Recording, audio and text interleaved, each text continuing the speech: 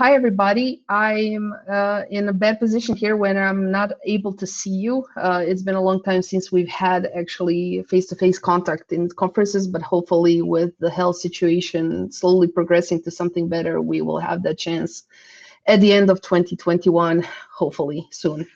So without further ado, I would like to present my presentation on inhibiting the imposter today, which is a topic I hold dear because I'm suffering from the same problem.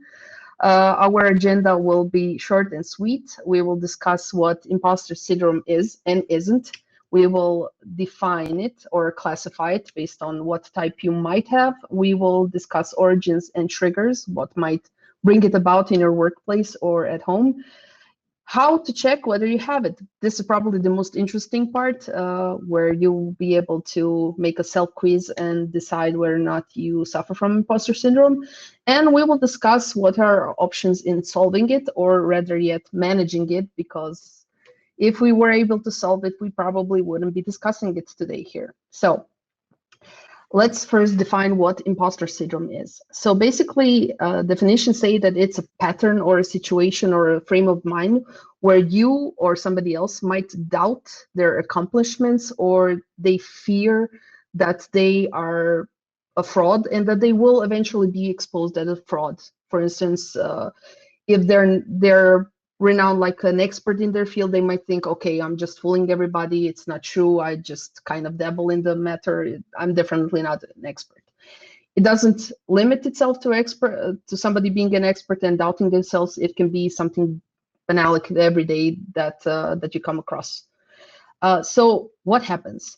A person kind of thinks, okay, I'm not competent enough. And if you're suffering from imposter syndrome in any form or any gradation, you might think, okay, I'm alone with this. No one else thinks about this. Nobody else feels like this.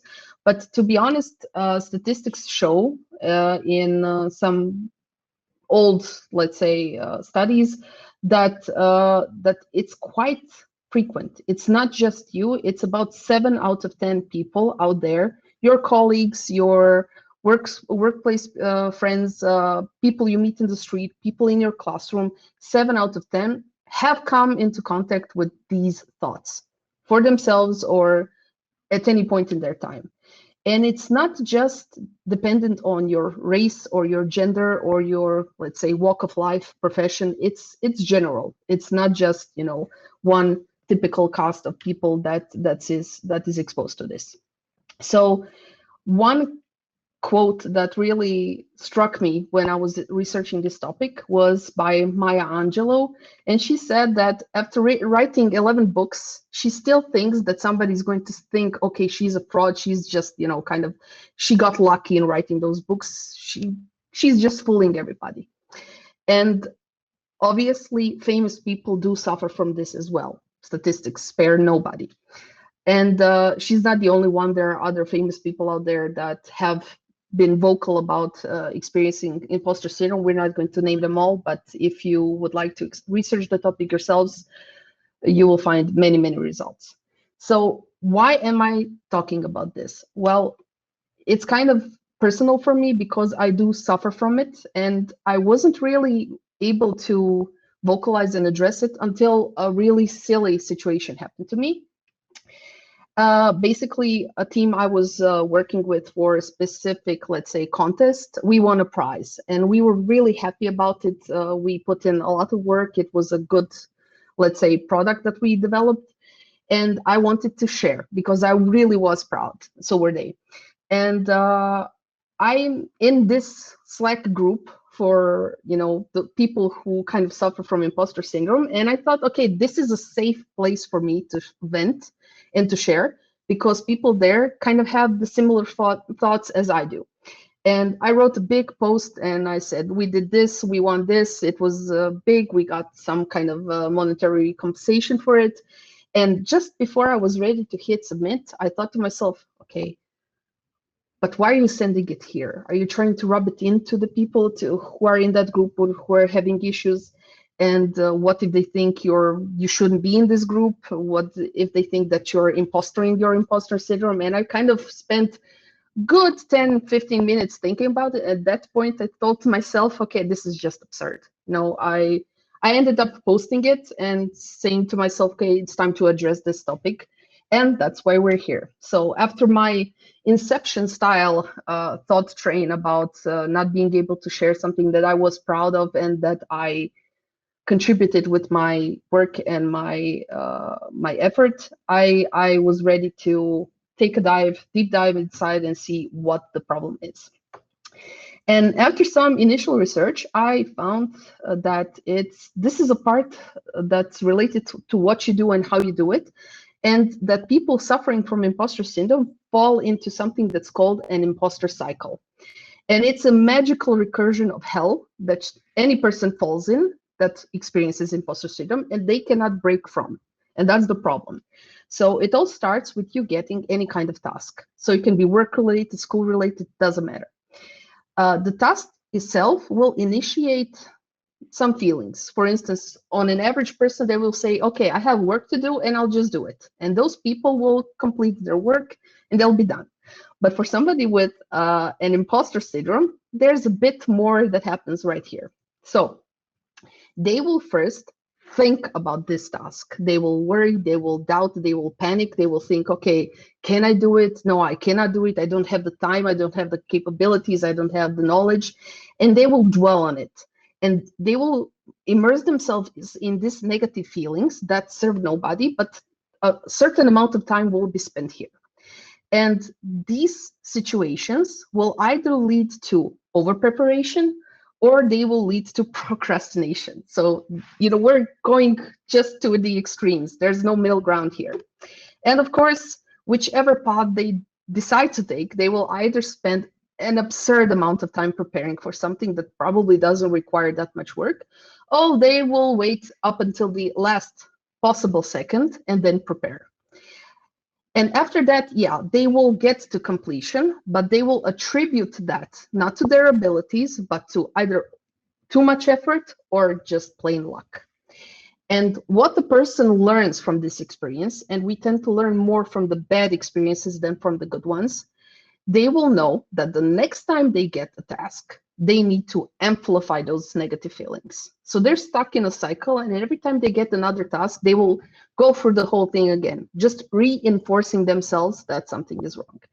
And of course, I just need to take a step back and talk about over preparation and procrastination. So over preparation is something that really steals all of your time and energy. For instance, it might be like you get a research topic for your college and you go to the Wikipedia page and start reading for the top, let's say, information, and you browse, and the first link you come across, you will click on it. And then it becomes your new page. You just start reading from the top, and then you see another link, and it branches out like a tree. But internet is basically infinite with all the information there, and you might lose yourself and all your time in this over preparation. It makes no sense. You will need to learn when there's a sufficient amount of information that you are dealing with.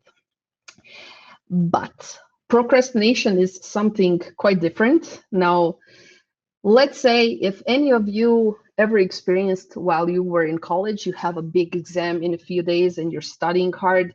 But then before you get to actual studying, you first need to clean your desk. You first need to sharpen all your pencils. You need to wash the dishes, wash the clothes, wash the whole house if it matters.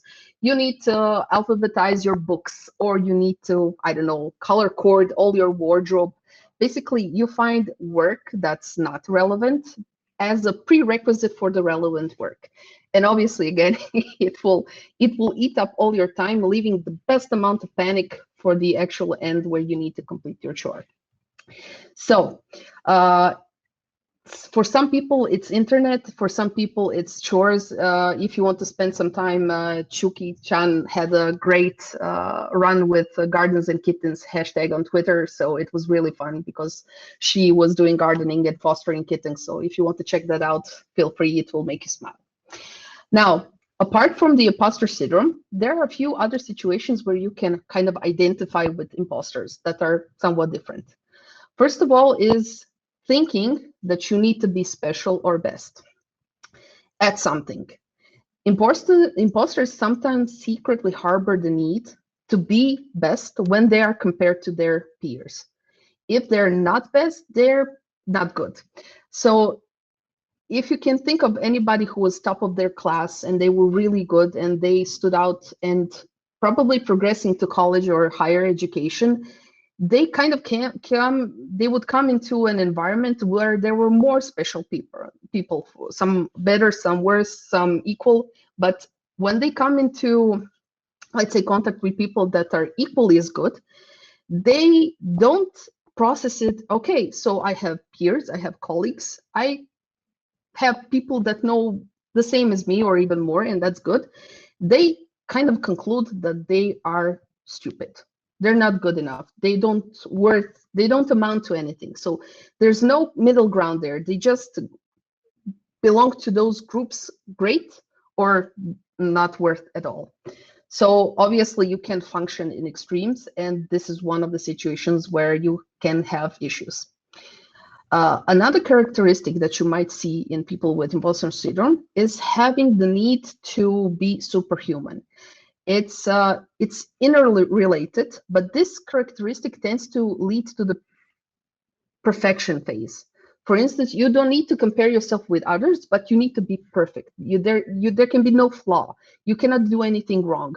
For instance, if you're writing an email and you proof it once, those people might proof it 4 times. They cannot allow for a single error. If they submit an email with an error inside, grammar or something else, they might conclude, okay, the world is. They need to be flawless in every aspect of their life, not just professional setting. And this also comes into mind when they do certain things. For instance, they might enjoy stuff that's borderline on the obsessive compulsive spectrum. They might enjoy puzzles like this. For me, it's just horror because it's complicated. It's the payoff is not good, but for them, perfection is something they strive at. Another, let's say, characteristic would be fear of failure. Now, let's be honest and conclude that none of us like failure. We don't like not succeeding at stuff. But for people with imposter syndrome, it's more laced with anxiety, and it's high anxiety levels if you have fear of failure. It's not just, okay, I will fix what I need to do and I will move on with my life. They dwell on it. And as we know, failure is always an option. You don't succeed at something, you try again, and then it gets better. But for people with imposter syndrome, it's at an unhealthy or unsustainable level. You cannot function like this. The next characteristic would be inability to accept praise. Now, compliments are something that people generally enjoy, but people with imposter syndrome, when they do get a compliment, they say, thank you, let's hope. Being polite is something in their in their characteristics, but they're not able to process it internally. So if you tell them that they're an expert at something, they might say, oh no, it's just, it's just luck or something else. They don't attribute it to themselves, they attribute it to external factors. And it obviously it's not a sense of modesty, they simply cannot process it normally. Another characteristic would be success-related guilt. You would see this in situations where somebody had, I don't know, had a great success with something, won something, prize, reward, doesn't really matter. And them being afraid and feeling guilty that they would be excluded from their group or peers if they don't have the same success. So they're not able to kind of live in the same, I don't know, group of people or work with them if they feel they stand out in any way. And they might feel that they are excluded or shunned or something else. And words like, and labels like the smart one, the talented one, the responsible, sensitive one, for them, it's not praise. If you say those things, it's just horror. And we need to know, where do these feelings come from? So what it boils down with, and I'm not going to say that we get broken by our upbringing, but upbringing does play a role. For instance, when you were a child, you didn't get any praise. So even for the things that really were standing out, or where you did a good job, or something that's really important, you wouldn't get any praise. Your parents or caretakers would just conclude that it's normal. When you got all the praise ever, for instance, somebody ties their shoelaces, and it's a big dramatic event. So again, we're talking extremes. If you heard, or somebody else heard, you don't deserve. For instance, parents might go in the direction of saying, okay, you don't deserve the sweets unless you eat your vegetables. And while the idea here is noteworthy because vegetables are important, obviously, the child generally hears you don't deserve it. Because let's say if you ever tried discussing something relevant with a 5-year-old, their capabilities of understanding nuances is quite limited. And again, labels, like I said, the sensitive one, the smart one, being labeled as standing out eventually leads to a feeling that you're not part of a group and you feel excluded. And for me, what I witnessed and where my imposter syndrome came into play most visibly is the environment. So whether or not you've had your share of the imposter syndrome situations, I can guarantee you that the chances are astronomical. If your environment supports it, you will eventually feel it. And I think that this quote puts it much better than I ever will be. Basically, faced with a hostile and discriminatory environment, one that we are unwelcome in, our perceptions of our skills, chances, and abilities to succeed change and suffer. If you are in a marginalized group, if you are in an environment where you're not being incorporated in that environment, it will show, you will feel it, and it won't be because you're kind of set up to feel it.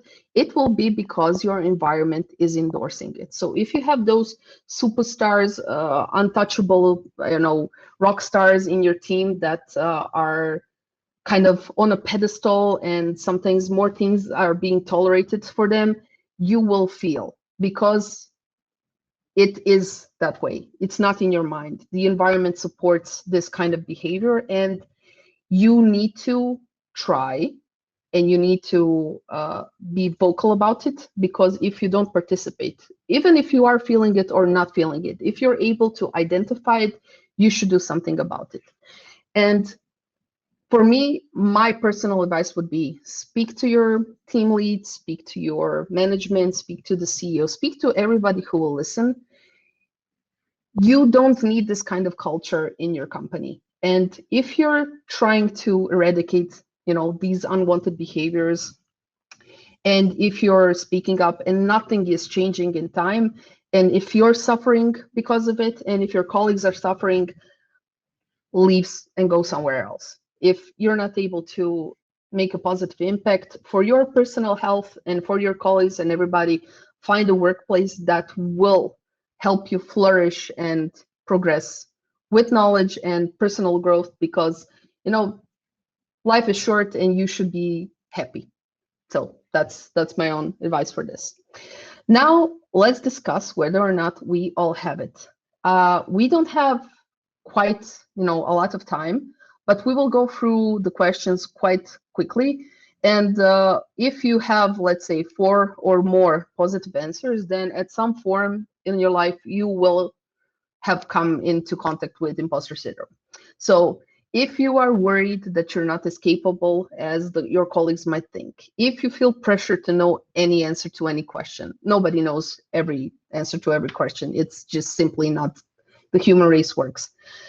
If it's hard for you to accept compliments about your accomplishments, if you compare yourself with those around you, I think that we all kind of compare to others, but it can be constructive and destructive. If you just think that you were in the right place in the right time, otherwise you will not have, been able to succeed at something. If you think that, okay, if I can do it, then probably everybody else can. If you agonize over the smallest flaws, for instance, I'm not a native speaker, and I will agonize about every single mistake I make speaking the English language, although, again, it's not my native language, but still, that's my problem. Do you become defensive where you're given constructive criticism because you feel inept?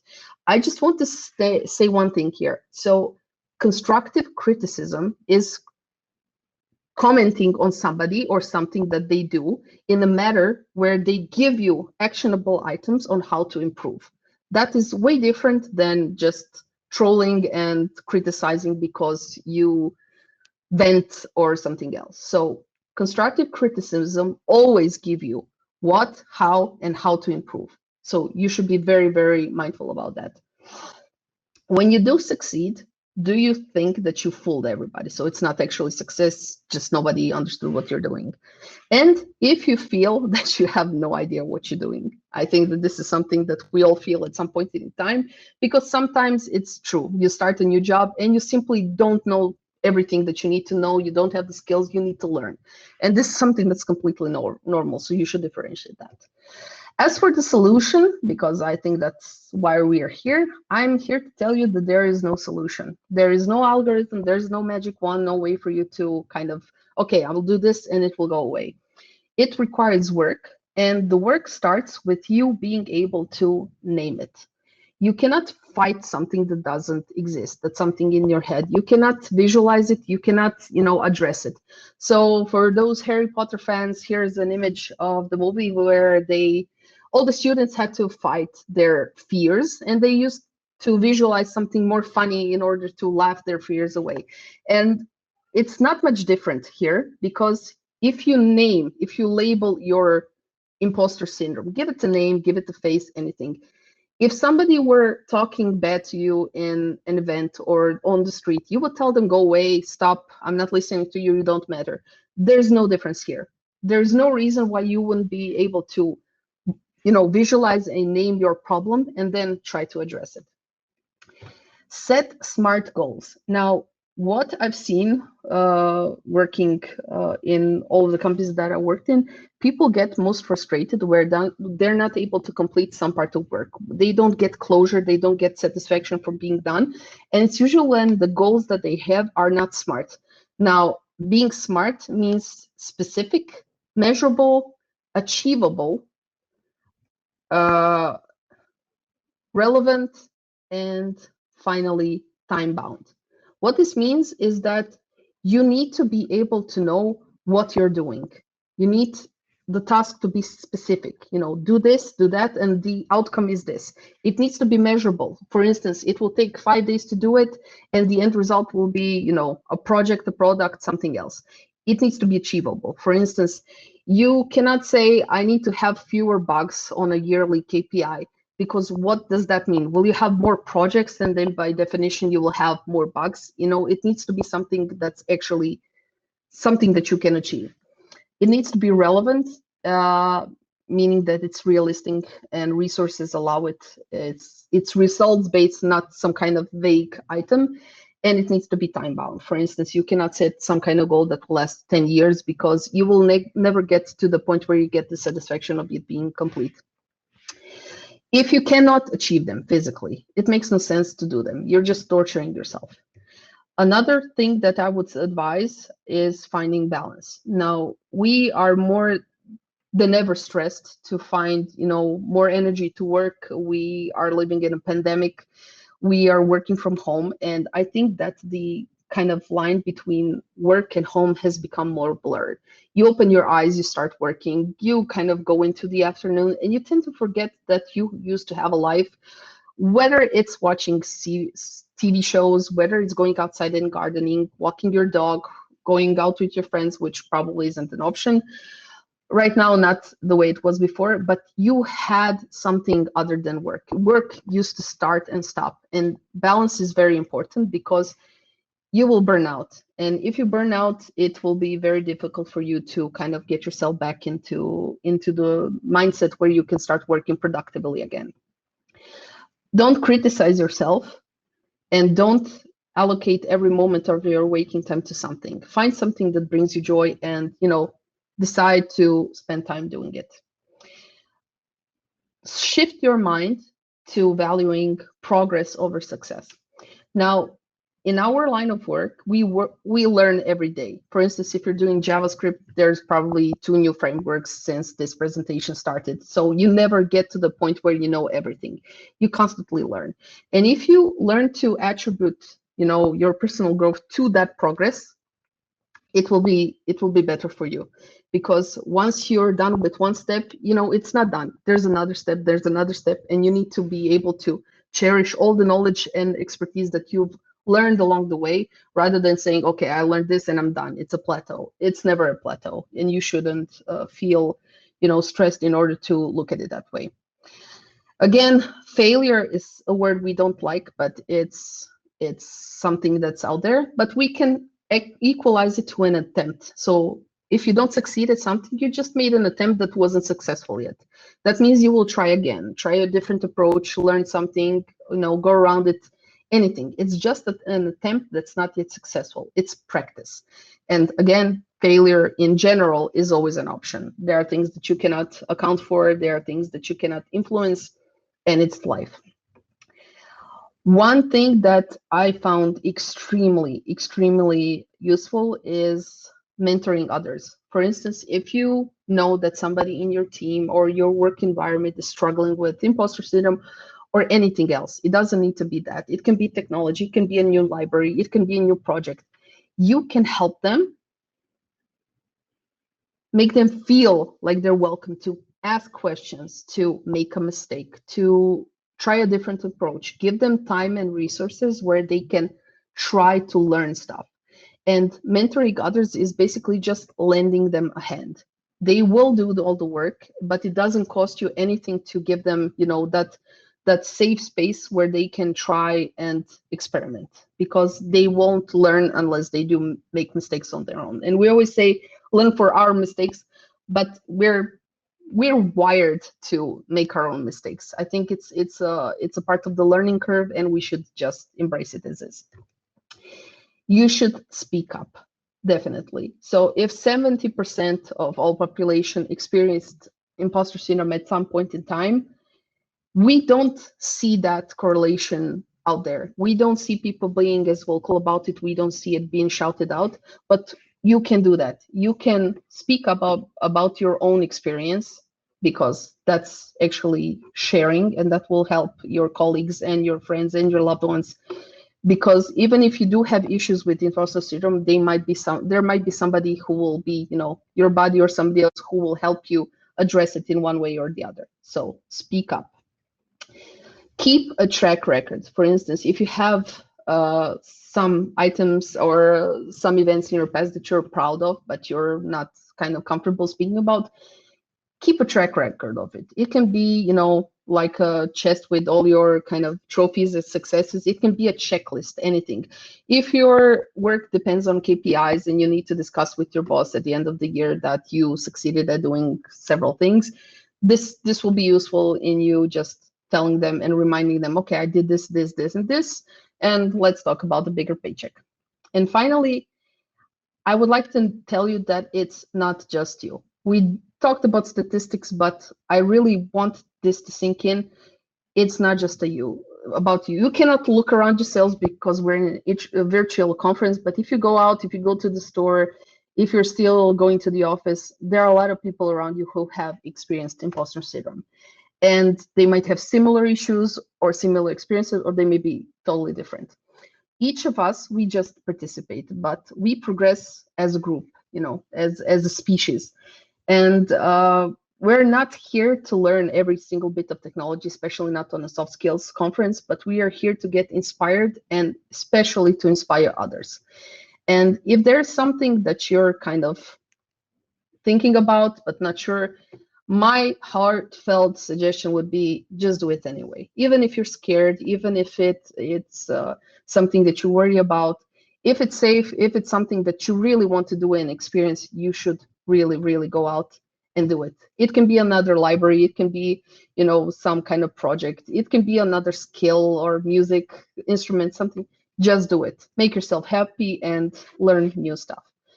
And that's it from me. I would like to thank you for your attention, and I would like to invite you to the Q&A session now if you have any questions. If not, you can also ping me on Twitter or any other channel, and I will be ready to answer your questions. So thank you.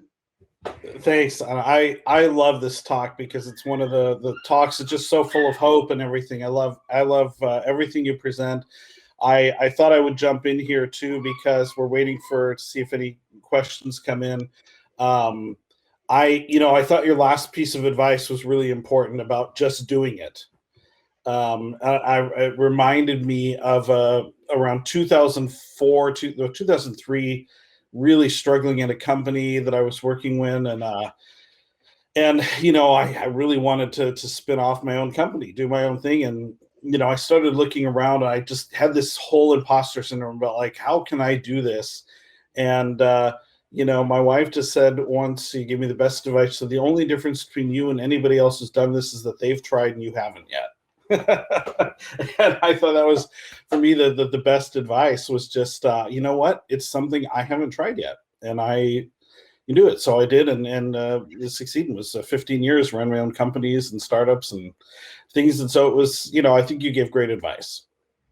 Thank you. Thank you so much. Thank you for sharing the experience, because I think that people sometimes just need a little bit of a support system. It doesn't need to be their family or their co-workers.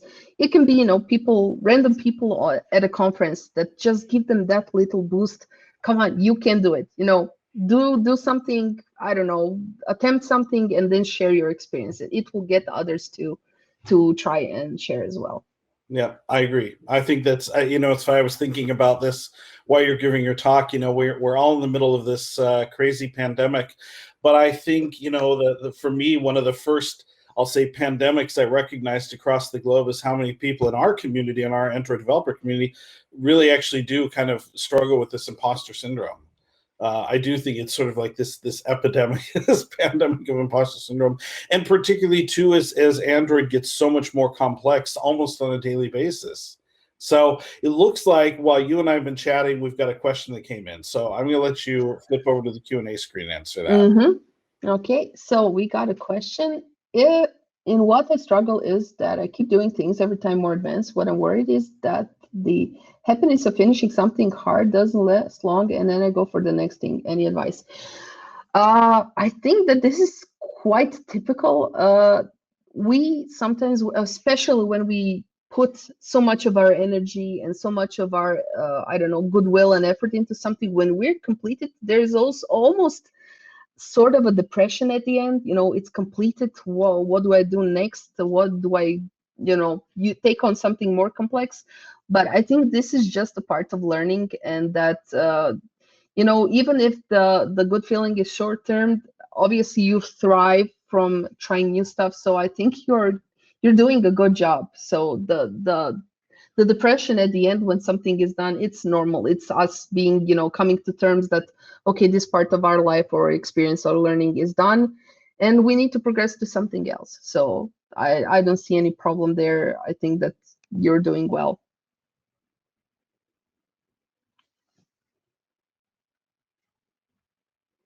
Do we have any more questions, comments? Would somebody like to share something?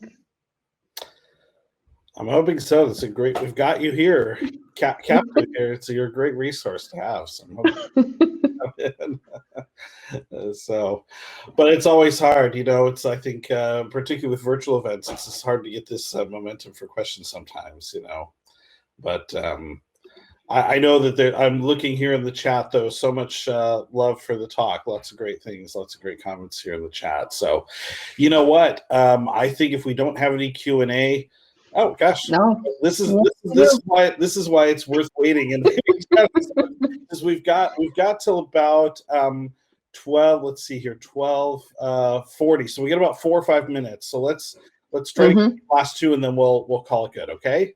Okay, deal. So somebody wants to ask for some advice about interviews. I struggle with over preparation and always thinking it's not enough. And also every company asks for different things, so it's hard to know everything.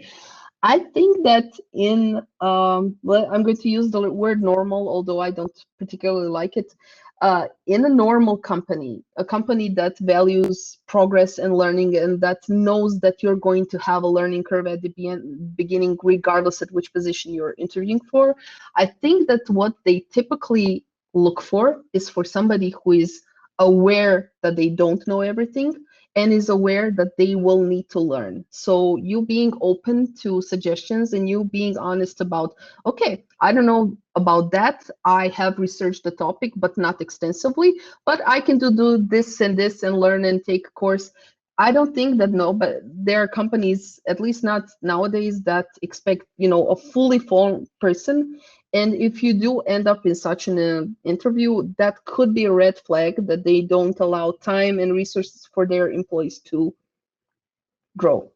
So I know it's easy for me to say, okay, you shouldn't feel that way. You do feel that way, and that's normal. There are so many people who feel that way. And what I would like to tell you that nobody, even the people interviewing you there, don't know everything. So you would just need to breathe, show your personality, show what you like, what you're passionate about, and give them your run of your current knowledge. And of course, being willing to learn. And that should be enough.